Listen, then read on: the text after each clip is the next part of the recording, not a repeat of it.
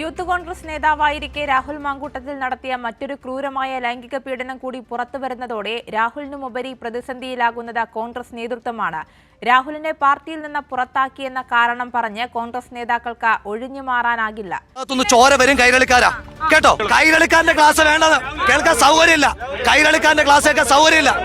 വ്യാജ ID കാർഡുകൾ നിർമ്മിച്ച യൂത്ത് കോൺഗ്രസ് സംസ്ഥാന അധ്യക്ഷനായി വയനാടിന്റെ പേരിൽ പണം പിരിച്ചു നടത്തിയത് വൻ തട്ടിപ്പ്. രാഹുൽ മാങ്കൂട്ടത്തിനെതിരെ പ്രതിപക്ഷ നേതാവ് VD സതീശൻ ഉൾപ്പെടെയുള്ളവർക്ക് നിരവധി സ്ത്രീകൾ പരാതികൾ നൽകി. പക്ഷേ ഒന്നും ഗൗനിച്ചില്ല. സതീശൻ ഷാഫി അച്യുതണ്ടിന്റെ നട്ടലായി രാഹുൽ മാങ്കൂട്ടത്തിൽ കോൺഗ്രസ് രാഷ്ട്രീയത്തിൽ സ്ഥാനമുറപ്പിച്ചു. മുതിർന്ന നേതാവ് K മുരളീധരനെ അടക്കം തഴഞ്ഞാണ് VD സതീശൻ രാഹുൽ മാങ്കൂട്ടത്തിലിനെ പാലക്കാട് MLA ആക്കിയത്. സതീശനാണ് രാഹുൽ മാങ്കൂട്ടത്തിലിനെ സംരക്ഷിക്കുന്നതെന്ന് റിനി ആൻ ജോർജ് തുറന്നു പറഞ്ഞതോടെയാണ് കാര്യങ്ങൾ മാറിയത്. പ്രതിപക്ഷ നേതാവ് പിതാവിനെ പോലെയാണെന്ന് പറഞ്ഞു. പ്രതിപക്ഷ നേതാവിനോട് ഈ പ്രശ്നം ഉന്നയിച്ചപ്പോൾ അദ്ദേഹം കൂടെ ഉണ്ട് എന്നാണ് പറഞ്ഞത്. ഞാൻ പലരുടെ അടുത്തും ഇതിനെക്കുറിച്ച് സംസാരിച്ചിട്ടുണ്ട്. കൂടെ ഉണ്ട് എന്നൊക്കെയുള്ള രീതിയിലാണ് നമുക്ക് കിട്ടിയിരിക്കുന്നത്, നമ്മളോട് പറഞ്ഞിരിക്കുന്നത്. ഞാൻ വേണ്ടിയിടത്തെല്ലാം പറഞ്ഞിട്ടുണ്ട്.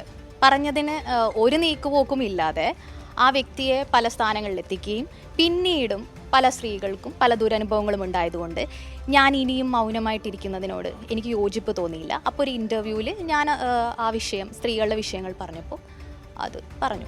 ഉത്തരം മുട്ടിയ VD സതീശന്റെ ഈ വാക്കുകൾ 2025 ഏറ്റവും വലിയ തമാശയായി.